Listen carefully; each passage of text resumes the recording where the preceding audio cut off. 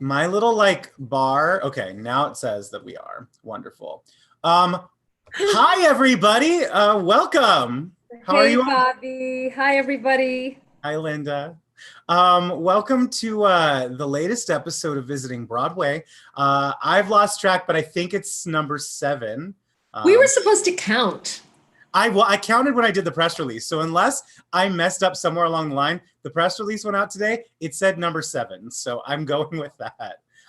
2 months sounds about right, though. That's pretty crazy to think about. Um, 2 months ago, Lucky 7. I'm lucky happy number to be 7. here.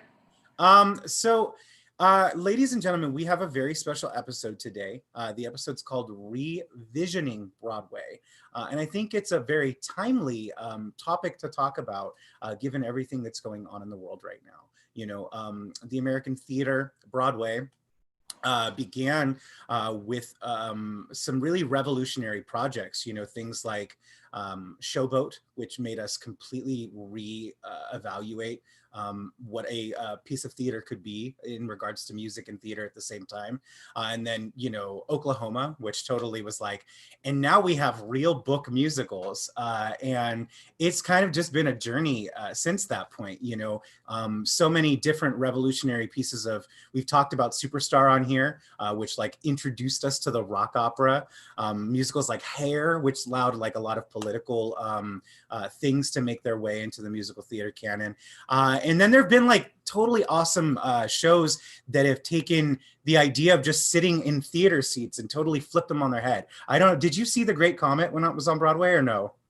No, I didn't see The Great Comet. Tell me about it. Okay, well, I saw it off Broadway where they built an actual tent and you were sitting at like banquettes and cafe tables and the actors were like jumping from table to table and they were, oh, we have a kitty. Yeah, me too. Oh my goodness, we knew this would happen. Like I we know, talked because, about it. Hi, it's Mr. well, because Mistopheles. I was just gonna say he heard you. She heard you talking about Broadway, and she wanted to let you know that her favorite one is Cats. So. I mean, obviously, it's Mrs. Mistopheles. No, Great Comet was so crazy because it was War and Peace, but not even the whole novel because that's like a 1,000-page novel. So it's like a little bit of War and Peace, told in a really cool way. And that's just one of many shows. I saw Sweeney Todd in a pie shop, like in an actual pie shop, which Wow. kind of blew my mind. So Well, these are speaking of revolutionary shows, I confessed something to you you this did, week. and that's what I wanted I to talk did. I confessed to you, when it comes to Broadway, I'm pretty old school in my tastes. about. Right. And, I lived in New York City when Hamilton, was opening and oh, I had such like a thing, it was too popular and too new and I resisted it. And, now I have all this time and I'm taking walks and I'm listening to my Apple Music. And last week I said, I'm going to listen to this musical and see what the big fuss is all about. And I told you, I am absolutely obsessed I with how love much I love. I that. can't, I was listening to it today before I got here. That's insane. I mean, you're a little late to the party, but like my Hamilton experience is so different. I saw the second week of previews at the Public Theater off Broadway when literally nobody knew what it was. There was no hype, there was nothing. I paid, I think I admitted this to you, like $27 for my ticket, which is absurd. And I was blown away by it. But as the hype has like grown, I've actually wondered to myself, if I had gone back and seen it later, as opposed to when I did, would I have loved the show as much as I did? But I think you would have. yeah. So like, what are some of your favorite things about Hamilton? We have a little moment to talk about this. So I'm interested because we haven't talked about that yet. Like, what specifically do you like about the show?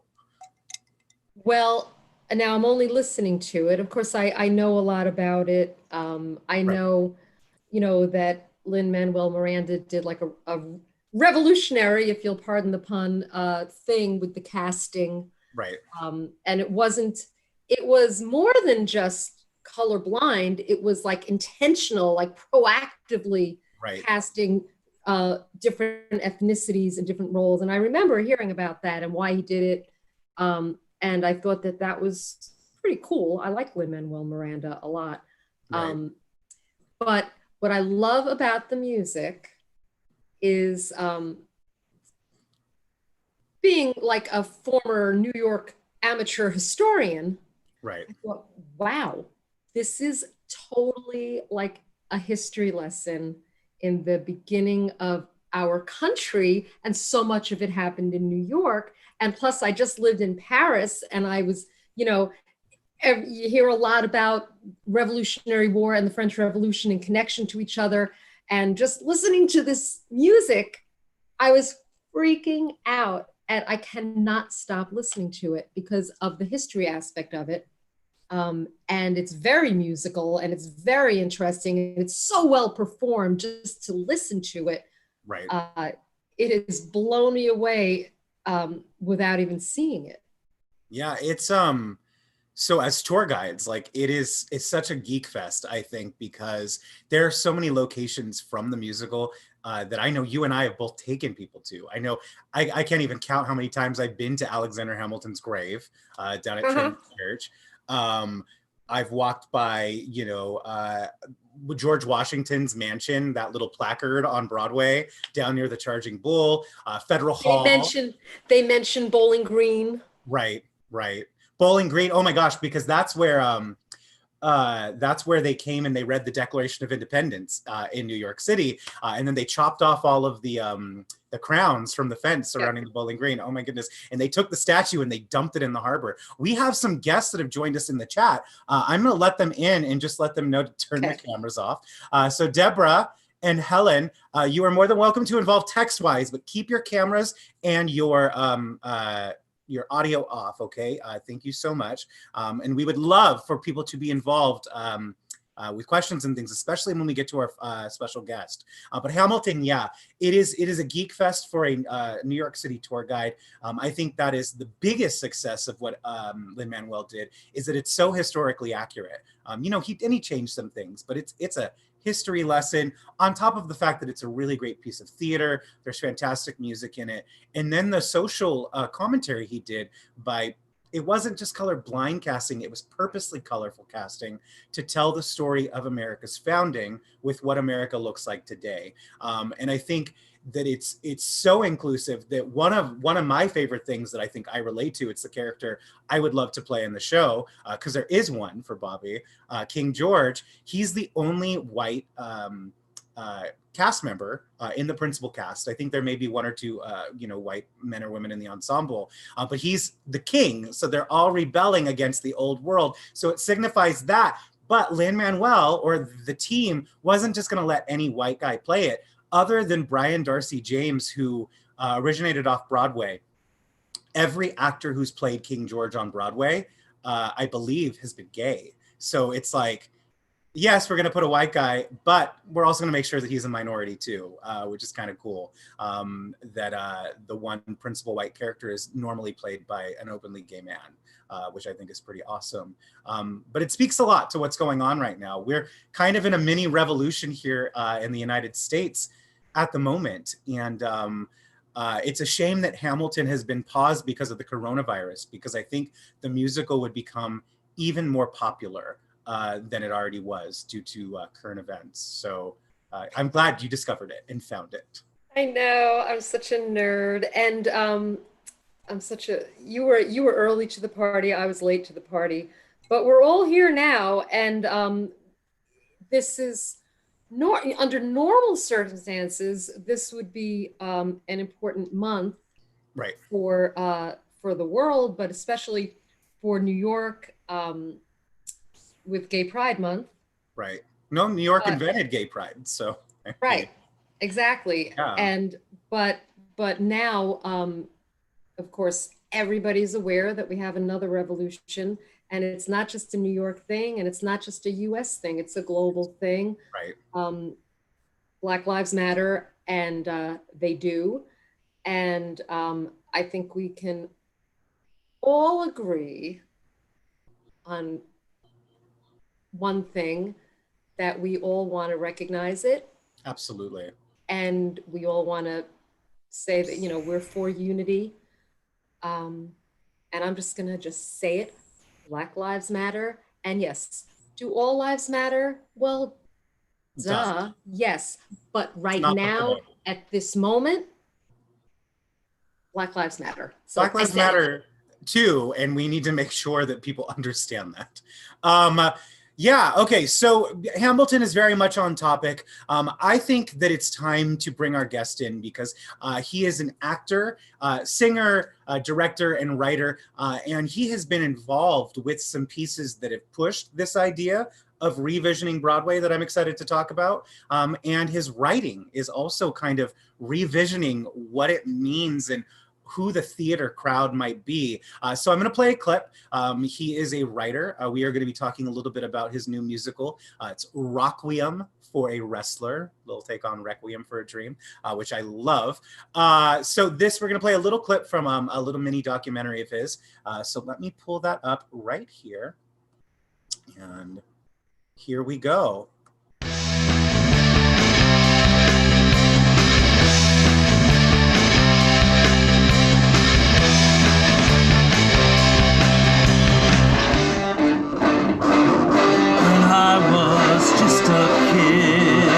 I'd sit in front of the TV,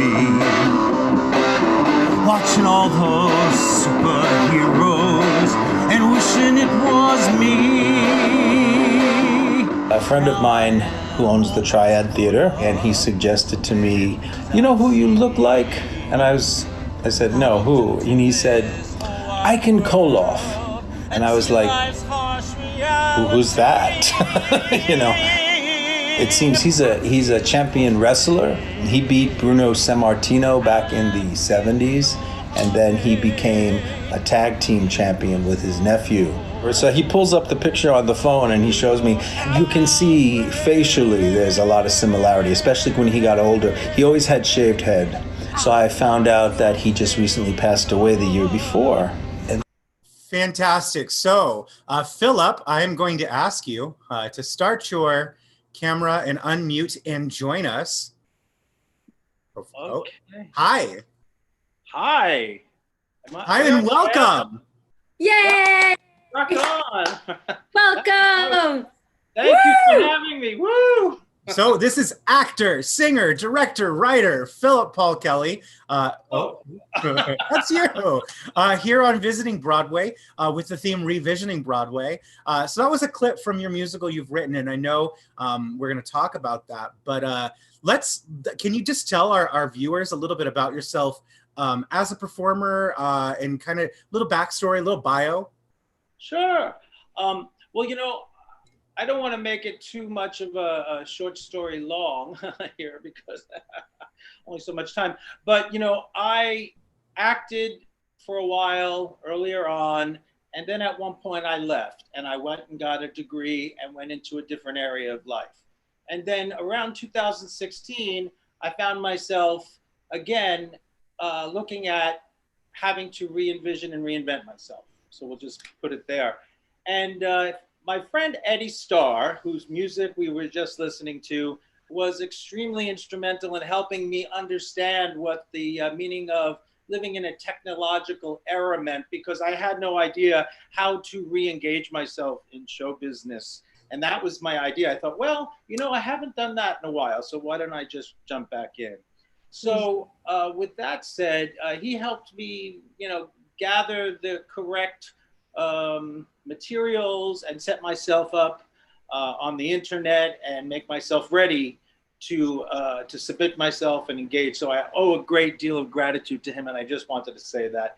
But I was very lucky because I realized, well, I better start submitting myself. So I took a subscription out to Actors Access like everyone does, and I just started submitting myself. And then, like I said to you one Saturday, I mean, nothing was happening. And I was sitting here going, well, I don't know what's going to go on. And I got an email and I was offered a part in Ragtime on Ellis Island, the concert. And I sat there and I was like, sure. You know, I had no idea really what it was or what it was planned. I do remember myself being submitting myself. And then, who am I to say no to anything? But I had no idea what was being planned. And so about 2 weeks later, right before the rehearsal started, I got this press release. And I sat there a good minute, I think, with my jaw dropped. I mean, for anyone that knows what that event was like, I mean, there was Brian Stokes Mitchell involved, and Laura Michelle Kelly, and oh my goodness, I can't name all of them really. Brandon Victor Dixon. Thank you, Brandon Victor Dixon. Thank you. I'm sorry if you're watching, you guys, and I'm forgetting, but it was an incredible experience. And I was also offered a little speaking part, which I was thrilled about. So it was a nice way to, I would say I did submit myself, but it dropped into my lap, and I was very, very thankful. And it was a life-changing event and moment for me. So after that, it really put a lot of pep in my step. And, you know, I just, I must say, it gave me a lot of motivation. And so again, I'll bring up my friend Eddie.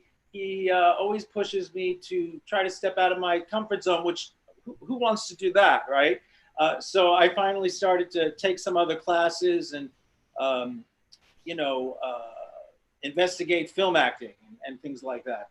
So out of that, I was very, very fortunate to get a manager. AAG Talent, Deborah DeToli was part of an agent visitor evening where we could go and you know, we could submit ourselves and present a monologue or a scene. And so I was very fortunate. She saw something in me.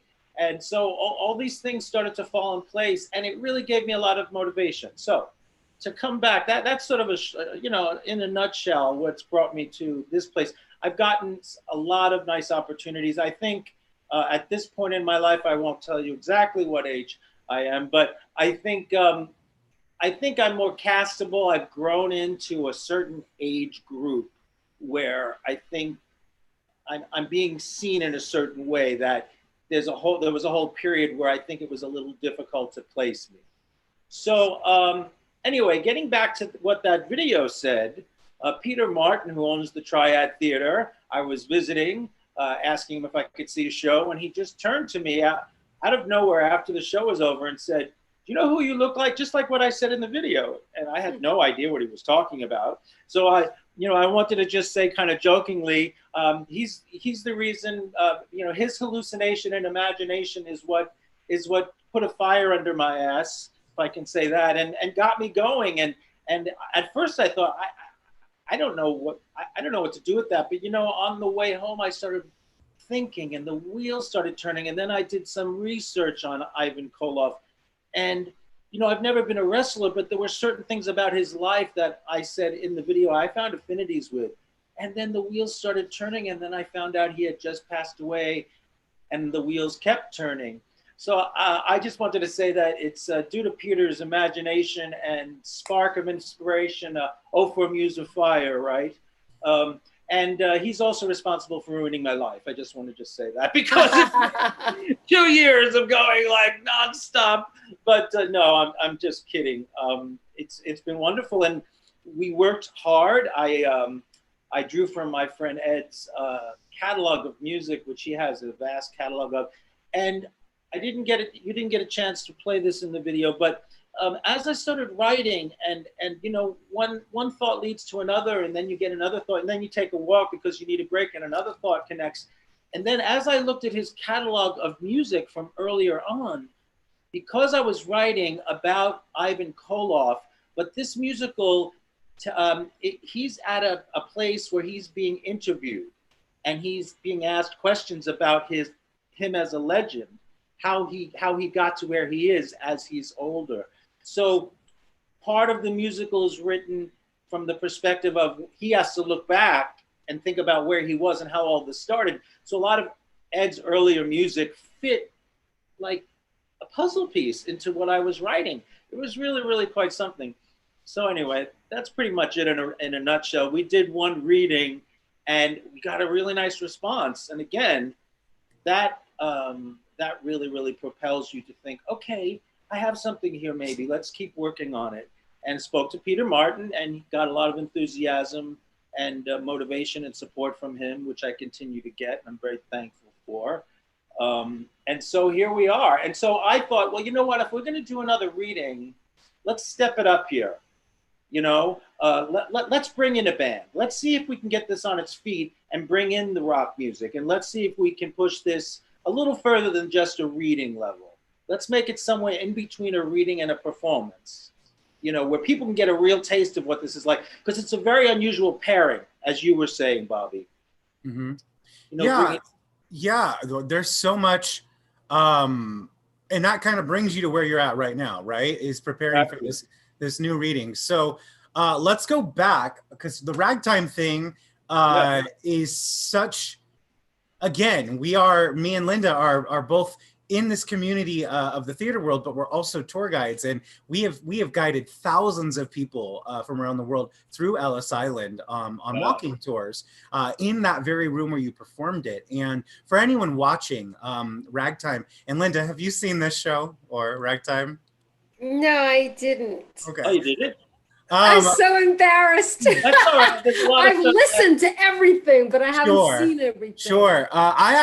So Ragtime, the revival in 2009 is the first Broadway show I ever saw. And we're going to leave anyone's personal opinions aside on that one, because it was my first Broadway show and it's such a moving piece of theater. I was in tears and I was obsessed with it. So I know that people have some comparisons, cast, the production as far as the original goes. But nothing anyone can say can change how magical it was to see Ragtime on Broadway. For anyone watching, it is a show about really the turn of the century in America and all of these different groups of people coming together. And it's actually a little depressing to look back in 2020 to see that we really haven't moved far from there.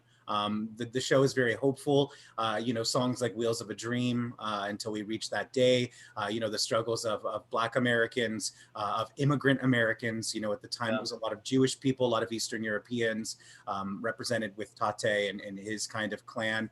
And then it's white America trying to cope with this is a blended country and how to make space for everybody and respect everybody. It's a really moving piece of theater.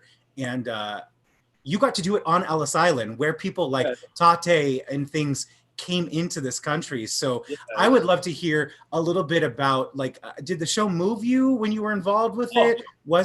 Tell us. My goodness. Yeah, well,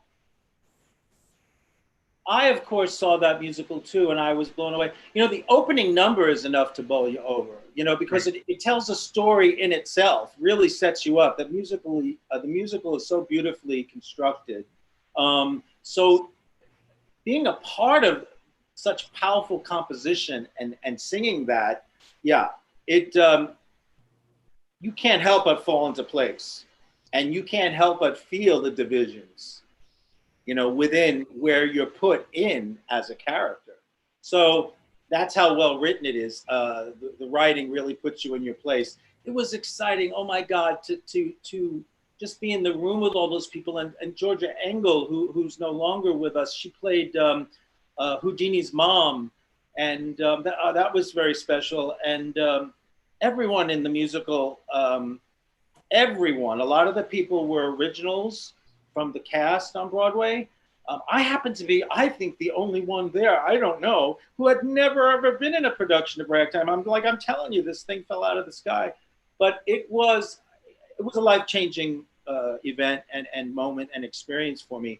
And then we got to, there is a story. We got to Ellis Island. If Sammy Canold is hearing, I hope she's okay that I tell this, but we got to Ellis Island in that huge, beautiful hall, where you can merely just speak and you hear your voice echo. So we started when we had, the stage was being set up and we were arriving there to have a dress rehearsal.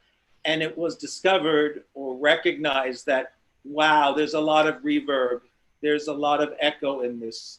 So do you know the reason why? Because I want Linda, Linda loves this because she talked about it on her full day tour at Grand Central. Oh, right. Well, the tiles. The tiles are actually. What are those tiles called? I forgot all my words. Gustavino. Yes, the same tiles in Grand Central in the Whispering. Yeah. Show. So they're like They're called Gustavino tiles, and they were made by an Italian immigrant, and they're very famous. And they're very the acoustics. They carry sound very well. Oh yeah, That's the point to mention. But they're beautiful. There's actually they're in a couple places in New York. There's a restaurant called Gustavino's. I think under the Koch the bridge is. I don't know if it's still named after him, but it's there. It's under that bridge. That goes to Queens. Really? They're also there, and the restaurant's named after him. But they're absolutely gorgeous. They are. Yeah. Absolutely. I didn't know. None of us really knew. I mean, I don't know. We weren't. I don't think ready for that. But I think Sammy Canold realized, okay, this has to be dealt with. So dress rehearsal went longer than expected, but she hopped to it, boy, and really got that managed and under control. And I tell you, the night of the event, you couldn't hear any of the sound bouncing off. It was perfectly directed, and the event went off really without a hitch, and it was more than anybody really expected. And then with Brian Stokes Mitchell there, he introduced, of course, and spoke about his experience, and also did a number with Brandon Victor Dixon, Let Them Hear You. And it was such a moving evening. Oh my, there's no, certain things that happen in your life, when you still talk about them, they give you goosebumps. Like you were probably saying, when you saw that as your first musical, I bet you when you think about it still, it gives you that feeling. Because I do remember seeing my first musical too. It was The Wiz, I think. Oh wow! Oh wow! We were just talking about that. Talking about The Wiz. Giving my age away a little, I guess. Well, my first one was Pippin, so I'm aging myself. This is a really like Pippin, The Wiz, and Ragtime. I mean, how are we all on theme today? Because these are all like revisioning Broadway musicals. Well, you know what?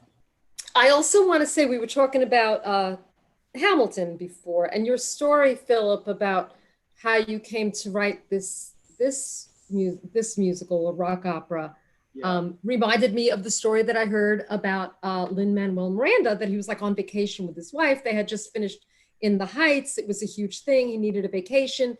He's had this book, and he said, I'm going to read this book. And it was, Hamilton. And he became like obsessed, and that was it. And it kind of reminds me of what happened with you. Like he wasn't thinking, I'm going to write a musical about Alexander Hamilton. It just, he started learning about him, became fascinated with the story, and then wrote this.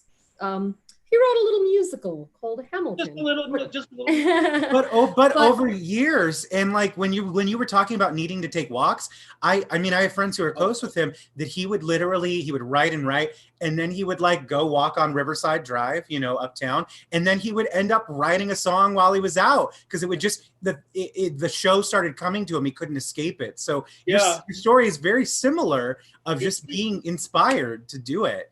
Well, and there's something else I want to, revisioning Broadway.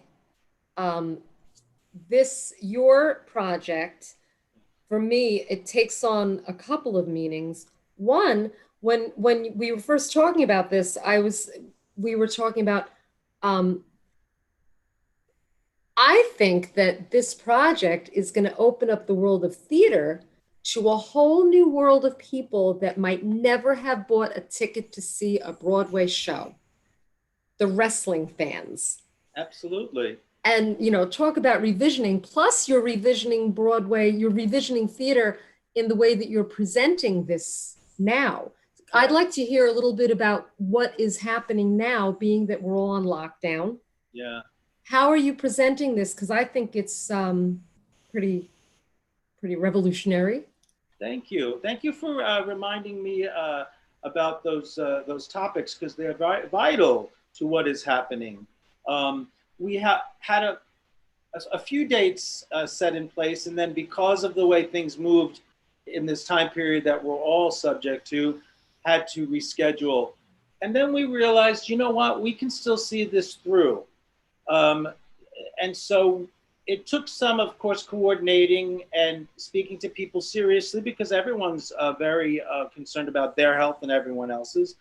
we looked at the time involved and we thought, okay, it's March, April, May, June. That's about 4 months. And things look like they're about to maybe start to turn around, open up a little bit. So everyone was able to give an affirmative that they could commit to seeing that date through, no matter what. It was no longer so close to the time where it just started the COVID-19. It was far enough away, and people thought, okay. And so I stressed, if people were ready to take care of their own health and be mindful of other people's health, are they willing to commit to that date no matter what? And everyone said yes. The tech, the video streamer, the videographer, and yeah. So that's how that happened. So once everybody committed, we thought, okay, we'll do strictly a live streaming of a live staged reading. And then, because we thought this way people, even though it's very close to the end date, the shutdown end date, people can still feel comfortable with being in their homes, not worrying who just sneezed across the theater or who, across the room or something, And so we thought this would be the best medium and way to allow people to see what we're doing and really keep their attention and not be distracted. So that's how that got decided on.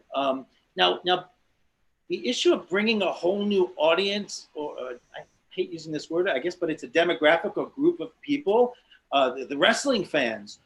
There was an article that was just written by someone in, I can't remember, one of the wrestling outlets online. And he wrote about the fact that what an interesting, first he said, this is such an unusual pairing, wrestling, you would think, and then rock music. But then he thought, well, why not? He said, wrestling itself is theater. It's very dramatic and very flamboyant and colorful and entertaining. And to pair it with the ruggedness or the gruffness of rock and roll music, that sounds like that would be really cool. I'm looking forward to seeing what that's about, So Linda, I think you're absolutely right. The objective here is to have that happen through this live streaming. We are outreaching as much as we can. I would like to also put a thank you out to Sonny the Man Eagle Kane, who is a friend of Ivan Koloff's. 25 years he knew Ivan. He was trained by Ivan and was his friend for 25 years. And he and I connected on Facebook. And he's been very instrumental in helping me reach out to the wrestling industry because he just knows a lot of people within that industry that I had no contact with. So we're hoping through the many different ways and means of outreaching, getting the word out to people that will have a good viewing audience. And yes, Linda, I'm hoping that in fact, the wrestling fans do see the potential in wanting to see someone who's an icon in their field, because wrestling has changed a lot since then. It's become very, very more flashy, more flamboyant. It always has been very large and I would say bold and melodramatic, but it's become very, very different. So I hope wrestling fans from all generations and periods will be excited about and interested in wanting to come see this. And tell me, when is this event? I mean, I already know, but I'm pretending I don't know. Okay, the live stream will be on Saturday, June the 27th at 2:00, streamed live from the Triad Theater, which is on 72nd Street between Broadway and Columbus Avenue. We will be placing the live stream address on the rockwiem.com website. So anybody that would like to know how to get to that can go on there. We will be placing it on there available. It will also be on the Rockwiem Facebook page and also on Twitter.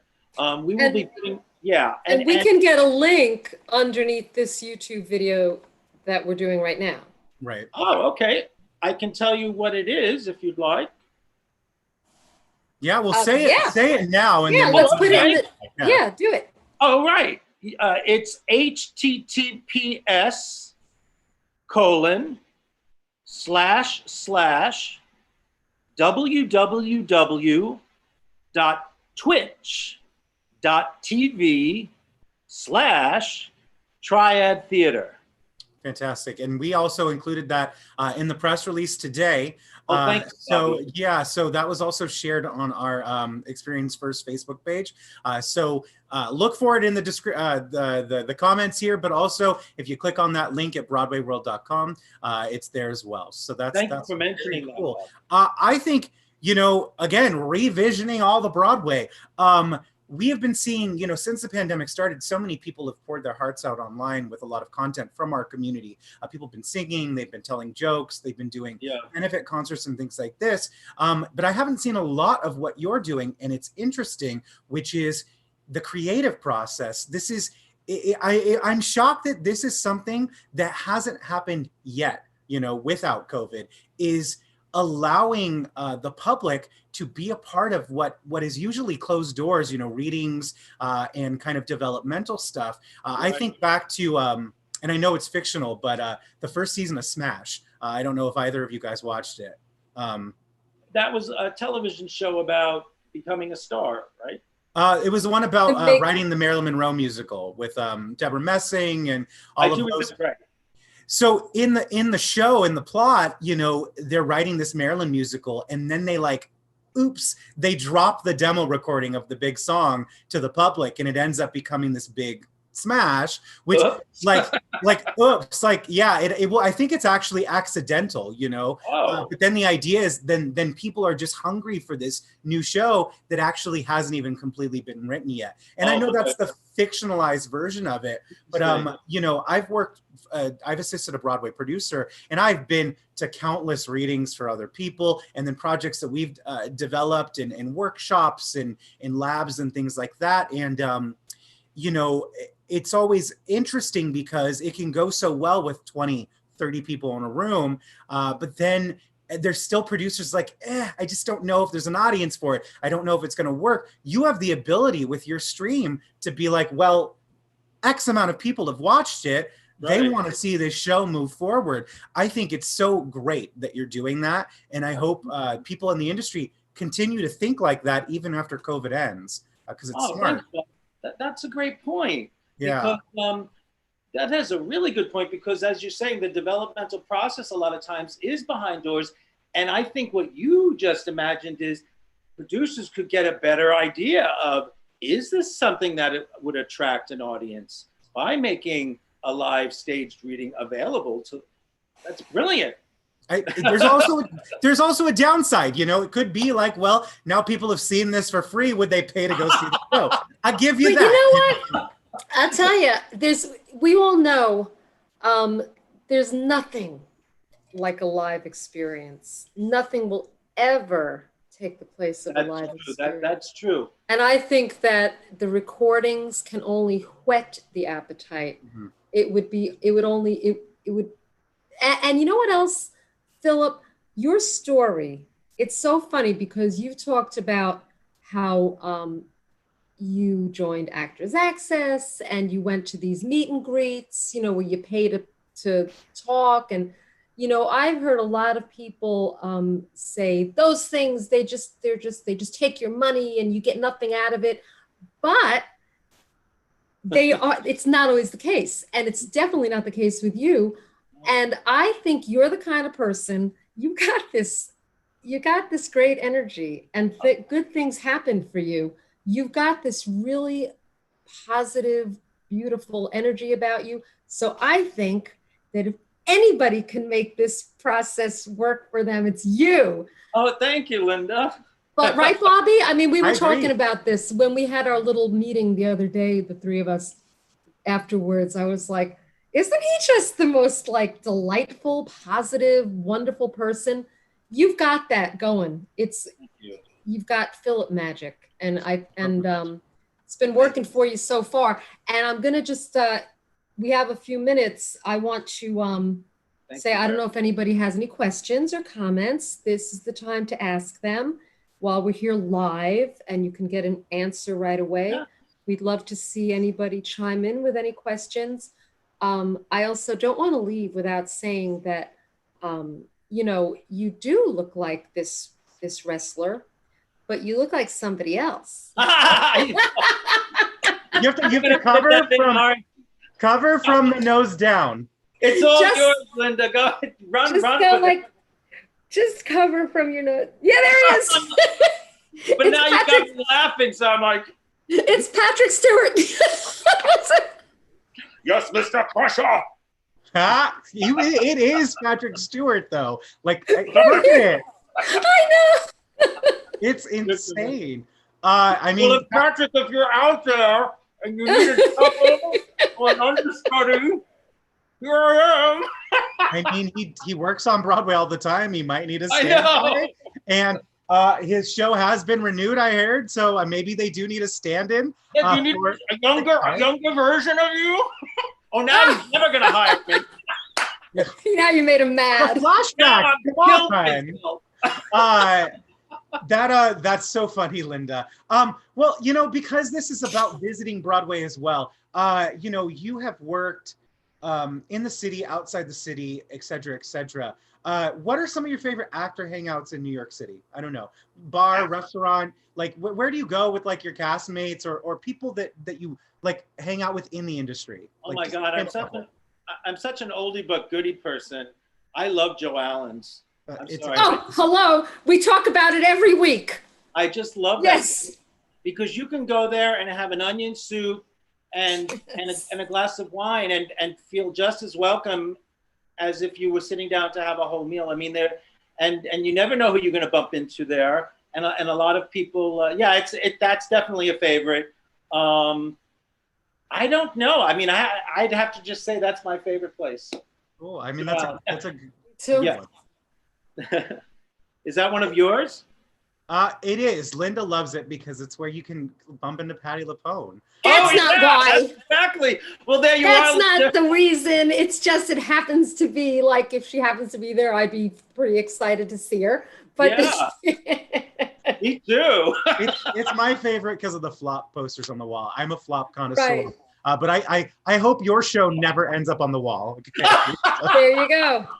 I'll throw that out there. Well, Philip, is there anything else you want to tell us about the musical? You know, especially to the audience watching, because I want to make sure that they understand that you are doing a live developmental reading on the 27th at 2 p.m. Eastern Standard Time. That's correct. On Twitch. So tell anything that people should know, anything, just use this last couple minutes to really like promote yourself. So okay. Well, I'll tell you one thing. We have a really, really good set of musicians that are going to be rocking. And so I am so thankful. And we have a great musical director, Benjamin Samuelson, who is really, really helping us pull this all together and is so committed. And Eddie Starr, who wrote 85% of the music, will be playing rhythm guitar right in there and in some ways fronting the band. And my friend Paul Castrotaro, who's all the way out there in LA with you, he contributed to the music, so I'm sure he'll be watching too. So I would say the music is so strong, and thankfully I have gotten some feedback. People feel that the story is very coherent, and they feel that it really does follow a strong through line. And so I'm psyched to present this. I think it tells such a poignant story that's beyond the story itself. And well, now, Philip, I don't want. I'm sorry to interrupt you, but we only have a little bit of time, and I don't want to ignore. We have a fan here. I'm not sure if he's a fan or a friend, or his name is Bryn Durham, or is it Brian Durham? Bryn, yes, yes. Okay, he has a question for you. Yes. Hey, Philip, this is great. Have you watched wrestling performances to get the sense of it, or old videos of Koloff? I have watched some, and good for you, Bryn, because I need to watch more. But I have watched, and I have read some of his book. Is this wrestling fake? I do as much research on that as I can, and more is needed. Oh my God, it's endless. But I have watched some, Bryn. Thanks for the great question, and thanks for participating and watching and tuning in. Any last thoughts, Bobby or Philip? Well, I just want to say that we've pulled together a really strong cast too. I don't have time to mention their names, but I will the day of the reading. But we're very lucky. We've got a strong set of people, and everybody seems to be very aligning very nicely and really digging in. So I would encourage people to really tune in. I think they'll be very surprised and very, very excited and glad that they watched. Well, I'm looking forward to it, and congratulations and continued success. I'm sure we'll keep in touch. Thank you very much. And I plan on watching as well. Thank you, Philip. And thank you so much. Thank you both so much. Oh my gosh. Thank you. And thanks to everybody in Facebook land, YouTube land, and here in the room, Dennis and Deborah. Linda. Yeah. Huh? I said thank you, Linda, for doing it. Yes, thank you, Linda. Like, oh no, thank you. And thank you. And also, so we can just wish Philip best of luck with his project. We want to. Oh, here's all from Deborah. Thank you all. Great interview. Thanks, Deborah. Thank you, Deborah. That's my manager. Oh, great. So, Bobby, any parting thoughts? Next week we have a special guest, Nancy, right? Yes. Oh my goodness. Another very entrepreneurial, inventive artist. We'll talk more about Nancy Levine. Yeah, it kind of is going to piggyback on this one. So stay tuned for next Monday. Yes. And I just want to say goodbye to everybody. And I'm actually going to put up your postcard, Philip, to kind of end it, because it does have your website on it, and it does have the address to watch. So I do want to put that up for a couple seconds before I completely kill the live feed. So if we're ready for that, Linda, yeah? Yeah, thanks, Helene. She just sent us a good job. Bye, Thanks. Bobby. Bye, Philip. Bye, everybody. See you. Bye, Bobby. Thank you. Just want to keep this up for a moment. All of the information is here, ladies and gentlemen. Go to www.rockwilliam.com and to watch the live stream, it's, as he said, twitch.tv/Triad Theater. Have a great day, everybody, and goodbye.